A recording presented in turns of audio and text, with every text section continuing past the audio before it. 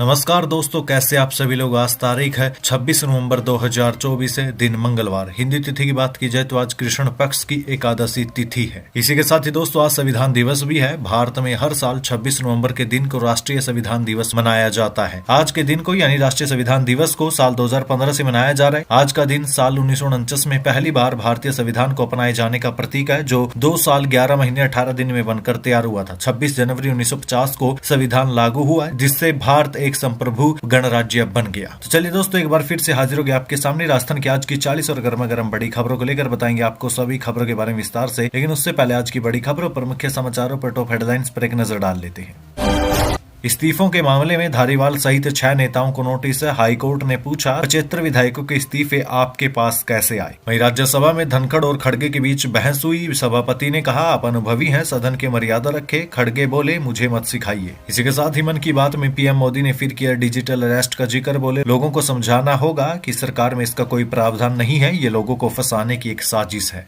वहीं दोस्तों सिद्धू के नीम हल्दी से कैंसर के इलाज का दावा खारिज है। टाटा कैंसर हॉस्पिटल के डॉक्टर बोले इसके कोई सबूत नहीं है। पूर्व क्रिकेटर ने कहा था पत्नी ठीक हुई। मैं दोस्तों बीजेपी मुख्यालय पहुंची वसुंधरा राजे विजयी विधायकों को बधाई देकर 10 मिनट में ही चली गई। इसी के साथ ही खिमसर उपचुनाव में पत्नी की हार पर हनुमान बेनीवाल का छलका दर्द है। कांग्रेस पर लगाए गंभीर आरोप। मैं दोस्तों पीएम मोदी बोले बाबा साहेब डॉक्टर भीमराव अंबेडकर के संविधान में वक्फ कानून का कोई स्थान ही नहीं है। वोट बैंक के लिए कांग्रेस लाई वक्फ बोर्ड की व्यवस्था। इसी के साथ ही संविधान की प्रस्तावना से अब नहीं हटेंगे समाजवाद और धर्मनिरपेक्ष जैसे शब्द। सुप्रीम कोर्ट ने सुनाया फैसला। बने रहिए दोस्तों, बताएंगे आपको प्रदेश की 40 बड़ी खबरों के बारे में विस्तार से। लेकिन उससे पहले अगर अभी तक आपने चैनल को सब्सक्राइब नहीं किया तो सबसे पहले चैनल को सब्सक्राइब कर दे, वीडियो को लाइक कर दे और अपना कमेंट जरूर कर दीजिएगा। नमस्कार दोस्तों, राजस्थान की आज की पहली और बड़ी खबर, इस्तीफों के मामले में धारीवाल सहित 6 नेताओं को नोटिस। हाईकोर्ट ने पूछा 75 विधायकों के इस्तीफे आपके पास कैसे आए। देखिए, कांग्रेस विधायकों के इस्तीफे के मामले में बीते दिन राजस्थान हाईकोर्ट ने पूर्व मंत्री शांति धारीवाल सहित कांग्रेस के 6 नेताओं को नोटिस जारी किया है। कोर्ट ने पूछा कि उनके पास कांग्रेस के 75 विधायकों के इस्तीफे कैसे आए। बता दें कि सियासी संकट के वक्त 25 सितंबर 2022 को कांग्रेस हाईकमान की ओर से राजस्थान में सीएम बदलने की कवायद के बीच 81 विधायकों ने इस्तीफा दे दिया था। इस मामले में बीजेपी नेता राजेंद्र राठौड़ ने हाईकोर्ट में जनहित याचिका लगाकर कहा था कि राज्य की 40% आबादी का प्रतिनिधित्व करने वाले विधायकों से उनकी इच्छा के विरुद्ध इस्तीफे कैसे करवाए गए। जिन 6 विधायकों ने शेष 75 विधायकों के त्यागपत्र स्पीकर को सौंपे, उनसे भी स्पीकर ने ये नहीं पूछा कि उनके स्वयं के त्यागपत्र स्वैच्छिक है या फिर नहीं। याचिका पर बहस करते हुए राठौड़ ने कहा कि जब 75 विधायकों का ये कहना है कि उन्होंने स्वेच्छा से इस्तीफा नहीं दिया, तो अध्यक्ष को त्यागपत्र सौंपने वाले 6 विधायकों महेश जोशी, रामलाल जाट, रफीक खान, शांति धारीवाल, महेंद्र चौधरी और संयम लोढ़ा से ये पूछा जाना चाहिए था कि उनके पास बचे हुए 75 विधायकों के त्यागपत्र कहां से आए। 2 दिन पहले सेटिंग हुई, इसलिए मुझ दाव पर लगाई। मंत्री गजेंद्र सिंह बोले खिमसर में कांग्रेस का पूरा वोट हनुमान बेनीवाल को गया। कांग्रेस का पूरा वोट हनुमान बेनीवाल की आरएलपी को गया है। वोटिंग से 2 दिन पहले इनकी सेटिंग हो गई थी, मुझे पता लग गया था। मैं इनका गेम प्लान समझ गया था। इसी के चलते मैंने एन वक्त पर अपने मूछ पर दाव लगाया कि खिमसर हारे तो मूछ और बाल मंडवा लूंगा, ताकि मेरे व्यक्तिगत वोटर्स को यूनाइटेड कर सकूं। भगवान ने इज्जत रख ली। ये हम नहीं कह रहे दोस्तों, बल्कि एक कहना है। राजस्थान की सबसे हॉट सीट खिमसर में बीजेपी की जीत के प्रमुख रणनीतिकार माने जाने वाले मंत्री गजेंद्र सिंह खिमसर का बीजेपी ने 16 साल के लंबे अंतराल के बाद हनुमान बेनीवाल के मजबूत किले को ढहाने में कामयाबी हासिल की है। वहीं खिमसर ने तो ये तक कहा कि खिमसर में जीतने के लिए आलाकमान या सरकार का कोई दबाव नहीं था, ये मेरी जिम्मेदारी थी। नेता प्रतिपक्ष बोले चुनावी नतीजों की तह तक जाएंगे। जूली ने कहा महाराष्ट्र और हरियाणा के परिणाम चौंकाने वाले, कांग्रेसी पार्षदों ने धरना दिया।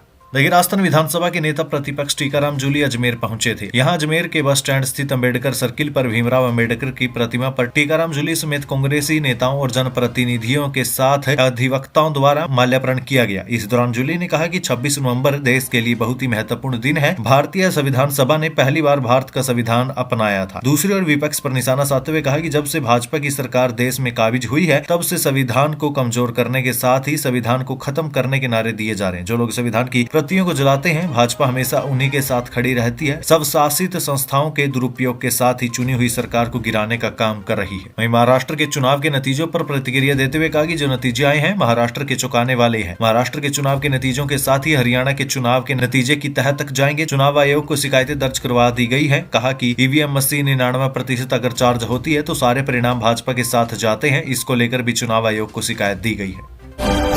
राज्यसभा में धनखड़ और खड़गे के बीच बहस। सभापति ने कहा, आप अनुभवी हैं, सदन की मर्यादा रखें। खड़गे बोले, मुझे मत सिखाइए।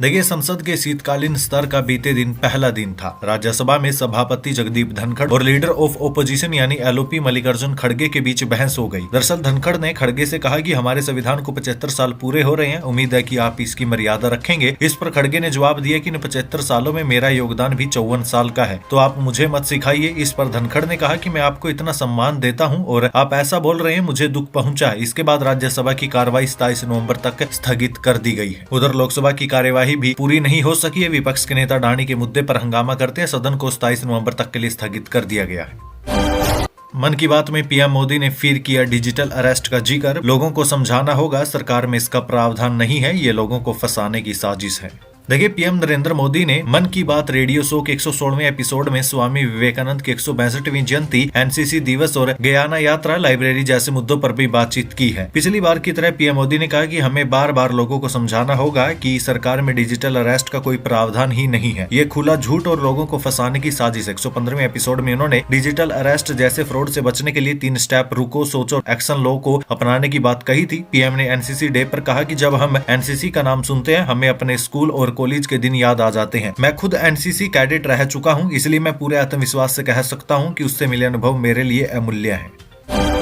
पूर्व सीजेआई डीवाई चंद्रचूड़ बोले, राजनीति में जाने का कोई इरादा नहीं है। चंद्रचूड़ ने कहा, पद छोड़ने के बाद भी समाज हमें जज के रूप में देखता है। देखिए, पूर्व सीजीआई डीवाई चंद्रचूड़ से पूछा गया कि क्या वे कभी राजनीति में आएंगे, तो उन्होंने कहा कि वे 65 साल की उम्र के बाद ऐसा कुछ नहीं करेंगे जिससे उनके काम और न्यायिक प्रणाली की ईमानदारी पर संदेह पैदा हो। उनसे सवाल किया गया कि क्या रिटायरमेंट के बाद जजों को राजनीति में आना चाहिए। इसके जवाब में उन्होंने कहा कि संविधान या कानून में ऐसा करने पर कोई रोक नहीं है। हमारा समाज पूर्व जजों को कानून के संरक्षक के रूप में देखता है। उनकी लाइफस्टाइल समाज के कानूनी सिस्टम के मुताबिक होनी चाहिए। जजों के रिटायर होने के बाद भी समाज उनको एक जज के तौर पर ही देखता है, इसलिए जो चीजें दूसरों के लिए ठीक है, समाज सोचता है कि जजों के लिए भी वे सही नहीं होंगी, चाहे जज रिटायर ही क्यों न हो गए हो।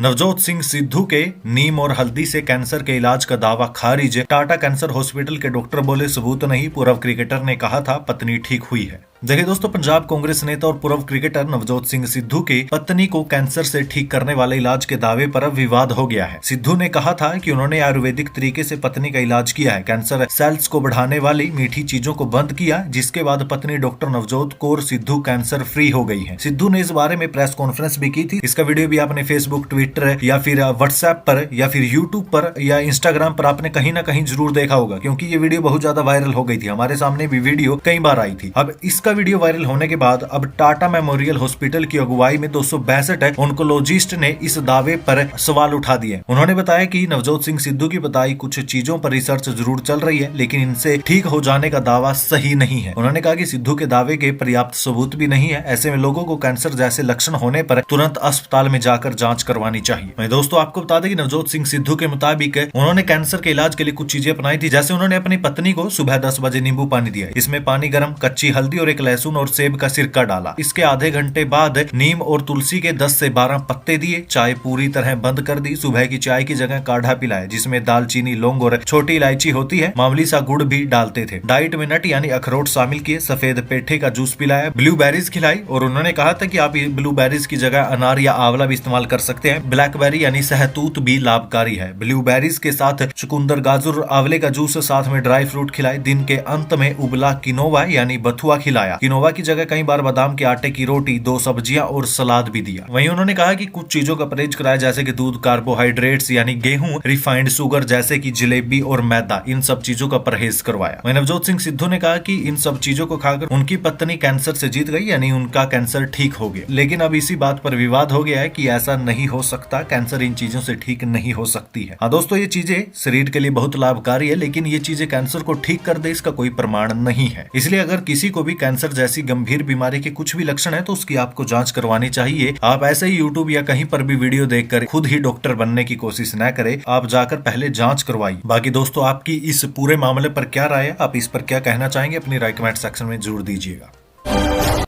उदयपुर सिटी पैलेस और एकलिंग मंदिर बंद, गेट पर पुलिस तैनात, परिवार में विवाद की स्थिति। देखिए, विश्वराज सिंह मेवाड़ के सिटी पैलेस और एकलिंग मंदिर पर जाने पर विवाद गहरा सकता है, क्योंकि जगह ट्रस्ट के हिस्से में मंदिर एकलिंग जी ट्रस्ट के अंतर्गत है और सिटी पैलेस महाराणा और मेवाड़ चैरिटेबल फाउंडेशन की संपत्ति है। दोनों ट्रस्ट के संचालक विश्वराज सिंह मेवाड़ के चाचा अरविंद सिंह मेवाड़ है। अरविंद सिंह मेवाड़ को इसका जिम्मा उनके पिता की वसीयत के आधार पर मिला। आपको बता दें कि रविवार को दोनों ट्रस्टों ने नोटिस जारी कर कहा था कि विश्वराज सिंह मेवाड़ असंवैधानिक रूप से कानून व्यवस्था भंग कर 25 नवंबर यानी बीते दिन को निजी स्वार्थ की पूर्ति के लिए मंदिर और सिटी पैलेस में प्रवेश करने की कुचेष्टा कर रही। ट्रस्ट ने पुलिस प्रशासन को भी इस बारे में सूचित किया था। ट्रस्ट ने कहा कि केवल अधिकृत व्यक्तियों को ही प्रवेश दिया जाएगा। अधिकृत व्यक्ति ही मंदिर में दर्शन कर पाएंगे। रैली, हंगामा या नारेबाजी करते हुए कोई प्रवेश करता है तो उस पर सख्त कानूनी कार्रवाई की जाएगी। सिटी पैलेस को 24 नवंबर को आम नागरिक और सैलानियों के लिए भी बंद किया गया था। सरकार किस बात का देती है तुझे पैसा, जन सुनवाई में रविंदर सिंह भाटी ने गुस्से में जेईएन को लगाई फटकार। देखिए, बाड़मेर जिले के विधानसभा क्षेत्र के गिराब थाना क्षेत्र के आसाड़ी गांव में डिस्कॉम में कार्यरत जेईएन पर कुछ लोगों के जरिए हमला करने का मामला सामने आया। घटना को लेकर पुलिस ने SC/ST एक्ट के तहत राजकार्य में बाधा डालने का मामला दर्ज कर 4 आरोपियों को हिरासत में लिया। बताया जा रहा है कि यह घटना शिव विधायक रविंदर सिंह भाटी की बिजली समस्याओं को लेकर आयोजित जन सुनवाई के बाद हुई, जिसमें जेईएन गडरा रोड सहायक अभियंता खंड जन सुनवाई में मौजूद थे। शिव विधायक रविंदर सिंह भाटी ने विधानसभा क्षेत्र के गडरा रोड, आसाड़ी और गिरवा सहित कई गाँव में बिजली की समस्याओं को लेकर जन सुनवाई की थी। इस दौरान किसानों ने बार बार बिजली कटौती का मुद्दा उठाया। बिजली लाइनों में फॉल्ट की भी शिकायत की थी। उनका कहना है कि डिस्कॉम के जेईएन फोन नहीं उठाते। सुनवाई के दौरान ये सुनकर शिव विधायक भड़क गए और जेईएन को फोन न उठाने और मौके पर न आने पर फटकार लगाई। इस दौरान जेईएन ने भी अपना पक्ष रखना चाहा कि वे नियमित रूप से मौके पर आते, लेकिन शिव विधायक ने गुस्सा करते हुए चुप रहने को कहा। साथ ही पूछा कि सरकार उन्हें किस बात का वेतन देती है। इस पर जेईएन ने जवाब दिया कि काम करने के लिए देते हैं। माहौल गर्माता देख कुछ लोगों ने विधायक भाटी को शांत करवाया। जन सुनवाई खत्म होने के बाद आसाड़ी के जेईएन GSS का काम देख रहे थे। इसी दौरान चंद्र सिंह, सरवण सिंह, बने सिंह, रेवंत सिंह नामक युवकों ने उनके साथ मारपीट की, जिसको लेकर जेईएन ने गिराब थाने में अब मामला दर्ज करवाया था। बीजेपी मुख्यालय पहुंची वसुंधरा राजे, बीजेपी विधायकों को बधाई देकर 10 मिनट में ही चली गई। देखिए, वसुंधरा राजे बीजेपी मुख्यालय जयपुर पहुंची थी। करीब 10 मिनट तक वो वहां रुकी। उपचुनाव में विजयी 5 विधायकों को बधाई दी। उनके आने की पहले से कोई सूचना नहीं थी। इस दौरान सीएम भजलाल शर्मा, प्रदेश प्रभारी राधा मोहन दास अग्रवाल और प्रदेश अध्यक्ष मदन राठौड़ बीजेपी मुख्यालय में भी मौजूद नहीं थे। बीजेपी मुख्यालय से निकलते समय मीडिया से बातचीत की वसुंधरा राजे ने उपचुनाव में पार्टी के शानदार जीत पर प्रदर्शन और शीर्ष नेतृत्व को बधाई दी। उन्होंने कहा कि प्रधानमंत्री नरेंद्र मोदी, पूरे शीर्ष नेतृत्व, सीएम भजलाल शर्मा और उनकी पूरी टीम को बहुत बहुत बधाई, जिन्होंने उपचुनाव में इतनी शानदार जीत हासिल की है। मुझे पूरा विश्वास है कि वे इसे आगे बढ़ाते हुए पार्टी को नए तरीके से अब आगे बढ़ाने का काम करेंगे। राजस्थान ठंड और कोहरे से बेहाल, माउंट आबू में पारा 6 डिग्री, जाने मौसम का हाल। देखिए, राजस्थान में पिछले 1 सप्ताह से चल रही सर्द हवाओं के कारण सर्दी का असर अभी भी बना हुआ है। इसके चलते दिन और रात में मौसम ठंडा बना हुआ है। साथ ही सुबह और शाम को घना कोहरा भी छाने लग गया। हालात यह है कि पूर्वी और पश्चिमी राजस्थान के कई जिलों तापमान में लगातार गिरावट आ रही है। फतेहपुर में न्यूनतम तापमान 8.5 और जालौर में 9.8 डिग्री दर्ज किया गया। वहीं मौसम विभाग के अनुसार आने वाले दिनों में ठंड और ज्यादा बढ़ेगी। श्रीगंगानगर, हनुमानगढ़, चूरू, सीकर और झुंझुनू जिलों के तापमान में काफी उतार चढ़ाव देखने को मिल सकता है। साथ ही कोहरे से भी लोगों को राहत मिलने की उम्मीद कम ही नजर आ रही है। झुंझुनू के लाल विनोद सिंह शेखावत मणिपुर में शहीद है। बीती शाम जयपुर पहुंचा पार्थिव शरीर। देखिए, झुंझुनू के लाल हवलदार विनोद सिंह शेखावत मणिपुर में शहीद हो गए। विनोद सिंह के शहीद होने की खबर मिलते इलाके में शोक की लहर छा गई। हवलदार विनोद सिंह साल 2004 में सेना में भर्ती हुए थे। वो झुंझुनू के काजड़ा गांव के रहने वाले थे। जानकारी के मुताबिक विनोद सिंह के 2 बेटी हैं और 1 बेटा है। उनके 5 भाई और 1 बहन थी। हवलदार विनोद सिंह शेखावत मणिपुर में म्यांमार बॉर्डर पर तैनात थे, जिनकी बैटल कैजुअलिटी हो गई। बताया जा रहा है कि बीती शाम 7:40 पर उनका पार्थिव शरीर जयपुर पहुंच गया। वहीं आज यानी मंगलवार को जयपुर में गार्ड ऑफ ऑनर के बाद पार्थिव शरीर सड़क मार्ग से उनके पैतृक गांव काजड़ा पहुंचेगा। गहलोत सरकार की इस योजना का भजनलाल सरकार ने बदला नाम, जाने क्या है नया। देखिए, राज्य में पूर्ववर्ती कांग्रेस सरकार द्वारा संचालित इंदिरा गांधी शहरी रोजगार गारंटी योजना के नाम में बदलाव किया गया। भजनलाल सरकार ने इस योजना का नाम बदलकर मुख्यमंत्री शहरी रोजगार गारंटी योजना कर दिया। सरकार ने अब नाम के साथ साथ इसके सिंबल में भी बदलाव किया है। सरकार इस योजना के जरिए शहरी क्षेत्रों में रहने वाले परिवारों को हर साल 100 दिन का रोजगार उपलब्ध करवाती है, जिसके लिए राजस्थान सरकार हर साल 800 करोड़ रुपए खर्च करती है। आपको बता दें कि इंदिरा गांधी शहरी रोजगार गारंटी योजना की घोषणा तत्कालीन मुख्यमंत्री अशोक गहलोत ने साल 2022-23 के बजट भाषण में की थी, जिससे स्थानीय निकाय क्षेत्र में रह रहे 18 साल से 60 साल की उम्र वाले लोगों को जन आधार कार्ड पंजीयन कर 100 दिन का रोजगार मिल सके। वैसे दोस्तों, इस योजना का सिर्फ अभी नाम बदला गया है और सिंबल चेंज किया है, बाकी ज्यादा कुछ बदलाव नहीं हुआ। खींवसर उपचुनाव में पत्नी की हार पर हनुमान बेनीवाल का छलका दर्द, कांग्रेस पर लगाए बड़े आरोप। देखिए, नागौर जिले की खिमसर विधानसभा बनने के बाद लगातार 16 साल से जीत दर्ज कर रहे आरएलपी सुप्रीमो हनुमान बेनीवाल इस बार बीजेपी के चक्रव्यूह में फंस गए। भाजपा ने यहां 13,901 वोट से जीत दर्ज कर आरएलपी का गढ़ कहे जाने वाले खिमसर को फतेह कर लिया। 4 विधानसभा चुनाव और 2 लोकसभा चुनाव जीतने के बाद मिली हार को लेकर हनुमान बेनीवाल ने कहा कि वे जनता के लिए संघर्ष जारी रखेंगे। वहीं हनुमान बेनीवाल ने कहा कि आरएलपी को हराने के लिए सारे विरोधी एक हो गए। भाजपा और कांग्रेस ने मिलकर हमारे खिलाफ चुनाव लड़ा। भाजपा ने धन बल और सरकारी मशीनरी का दुरुपयोग किया, जातीय जहर घोला। हम हार के भी जीते हैं, हमारा वोट बैंक बढ़ा है। आरएलपी को पहली बार इतने वोट मिले। वहीं आगे उन्होंने कहा कि खिमसर में हमेशा त्रिकोणीय या चतुष्कोणीय मुकाबला रहता है, लेकिन इस बार कांग्रेस ने अपना वोट भाजपा को दिलवाया। कांग्रेस खुद ही भाजपा के साथ हो गई। कांग्रेस नेता भाजपा के लिए वोट मांग रहे थे। राजस्थान के इस जिले में है सोना ही सोना, अब निकालने का काम शुरू होगा, मालामाल होने वाला है प्रदेश। देखिए, जनजाति बहुल क्षेत्र बांसवाड़ा में 114.76 मिलियन टन स्वर्ण खनन यानी सोने के खनन का रास्ता अब साफ हो गया। खनन का ठेका लेने वाली फर्म ने सरकार को 100 करोड़ रुपए जमा करवा दिए। साथ ही एलओआई यानी मंशा पत्र के लिए आवेदन कर दिया। कर्नाटक, आंध्र प्रदेश और झारखंड के बाद राजस्थान चौथा प्रदेश होगा जो सोना खनन करने जा रहा है। रतलाम की एक फर्म ने 65.30% बोली लगाकर ये कार्य लिया। फर्म ने उद्योग विभाग के साथ 8,000 करोड़ का एमओयू किया। एलओआई के लिए आवेदन से पहले जरूरी 100 करोड़ जमा करवा दिए। उदयपुर स्थित खनिज निदेशालय से सरकार को एलओआई के लिए फाइल भेज दी है। उपचुनाव के बाद राजस्थान विधानसभा में बढ़ी महिला विधायकों की संख्या, जाने बीजेपी और कांग्रेस की है कितनी। देखिए, राजस्थान विधानसभा में महिला विधायकों की संख्या बढ़ गई है। उपचुनाव के बाद राज्य विधानसभा में बैठने वाली महिला विधायकों की संख्या बढ़ गई है। अब सदन के अंदर 10% से ज्यादा महिला विधायक हो गई। 16वीं विधानसभा में उपचुनाव से पहले 20 महिला विधायक थी। उपचुनाव परिणाम आने के बाद ये संख्या बढ़कर 21 हो गई है। स्लूम्बर सीट पर महिला विधायक चुने जाने से संख्या में बढ़ोतरी हुई। प्रदेश में कुल 200 विधायक चुनकर आते हैं। सबसे ज्यादा महिला विधायक भाजपा की है। भाजपा से अब 10 महिला विधायक हो गई। कांग्रेस की महिला विधायकों की संख्या 9 है। वहीं इसके अलावा 2 विधायक निर्दलीय चुनकर आई है। इससे भी खास बात यह है कि 21 में से 9 महिलाएं पहली बार विधायक बनी है। सुलुम्बर सीट पर हार के बाद भड़के राजकुमार रोत निशाने पर बीजेपी सरकार। देखिए, बीजेपी सांसद राजकुमार रोत ने कहा कि सुलुम्बर सीट पर हम एक तरफा जीत रहे थे, लेकिन यहां पर बीजेपी ने सत्ता का दुरुपयोग किया। इस सीट के परिणाम को लेकर हम आगे लड़ेंगे, पुनर्गणना करवाएंगे। सांसद रोत ने कहा कि अब तक के इतिहास में अधिकांश उपचुनाव में जिसकी सरकार होती है वो ही जीतते हैं, लेकिन 84 की जनता ने इस मिथक को तोड़ा है। बाबा साहेब के संविधान में वक्फ कानून का कोई स्थान नहीं, वोट बैंक के लिए कांग्रेस लाई वक्फ बोर्ड की व्यवस्था, पीएम मोदी का बयान। देखिए, महाराष्ट्र में शानदार जीत के बाद बीजेपी सहित पीएम नरेंद्र मोदी का जोश हाई लेवल पर हो गया है। प्रधानमंत्री नरेंद्र मोदी ने जीत के बाद अपने संबोधन में कहा था कि महाराष्ट्र देश का छठा राज्य है जिसने बीजेपी को लगातार 3 बार जनादेश दिया। इससे पहले गुजरात, गोवा, छत्तीसगढ़, हरियाणा और मध्य प्रदेश में हम 3 बार लगातार जीत चुके हैं। बिहार में भी एनडीए को 3 बार से ज्यादा लगातार जनादेश मिला है। वहीं इसके अलावा अब पीएम मोदी ने वक्फ बोर्ड को लेकर भी कांग्रेस पर निशाना साधा है। पीएम मोदी ने कहा कि कांग्रेस ने तुष्टिकरण के लिए वक्फ बोर्ड बनाया। उन्होंने सुप्रीम कोर्ट के आदेश की भी परवाह नहीं की है। इसका उदाहरण है वक्फ बोर्ड। बाबा साहेब अम्बेडकर ने हमें जो संविधान दिया उसमें वक्फ कानून के लिए कोई स्थान ही नहीं है, लेकिन कांग्रेस ने अपना वोट बैंक बढ़ाने के लिए ये काम किया है। संविधान की प्रस्तावना से नहीं हटेंगे, समाजवाद और धर्मनिरपेक्ष शब्द, सुप्रीम कोर्ट ने सुनाया फैसला। देखिए, सुप्रीम कोर्ट ने संविधान की प्रस्तावना में समाजवादी और धर्मनिरपेक्ष जोड़ने से संबंधित संशोधन को चुनौती देने वाली याचिका खारिज कर दिया। संविधान की प्रस्तावना से समाजवाद और धर्मनिरपेक्ष शब्द हटाने की मांग वाली याचिका पर सुप्रीम कोर्ट ने बीते दिन सुनवाई की। सुप्रीम कोर्ट में दायर याचिका में कहा गया कि प्रस्तावना में इन शब्दों को जोड़ना संसद को अनुच्छेद 368 के तहत मिली संविधान संशोधन की सख्ती से परे है। अजमेर के विकास के लिए मिले 1500 करोड़ रुपए, वासुदेव देवनानी बोले योजनाबद्ध होंगे काम। राजस्थान विधानसभा अध्यक्ष वासुदेव देवनानी ने कहा कि अजमेर का सतत और सुनियोजित विकास किया जा रहा है। राज्य बजट में अजमेर को 1500 करोड़ रुपए मिले हैं। अजमेर प्रदेश के अग्रणी शहरों की कतार में होगा। विधानसभा अध्यक्ष देवनानी ने वार्ड संख्या 65 सिविल लाइन्स अजमेर हॉस्पिटल वाली गली तथा वार्ड 72 में चिराना हाउस गली में सड़क और नाली निर्माण कार्यों का उद्घाटन किया था। उसी दौरान उन्होंने मीडिया से बातचीत में ये बातें कही। सावधान रहें क्योंकि क्यूआर कोड, पेमेंट, स्क्रीनशॉट और नोटिफिकेशन सब कुछ है फर्जी।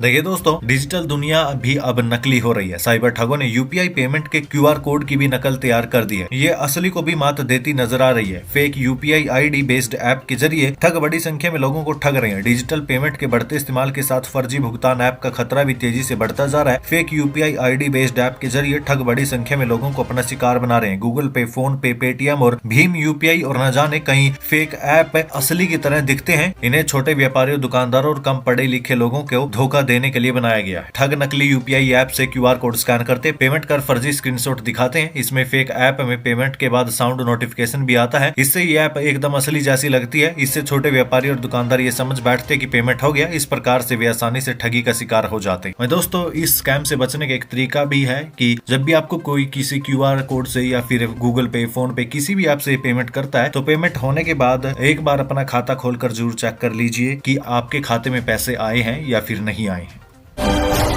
जयपुर में 15 किलो चांदी और सोने से बना रथ 40 कारीगरों ने 6 महीने में तैयार किया। चप्पल, जूते, गर्ल ड्रेस, खाने की टेबल भी चांदी की।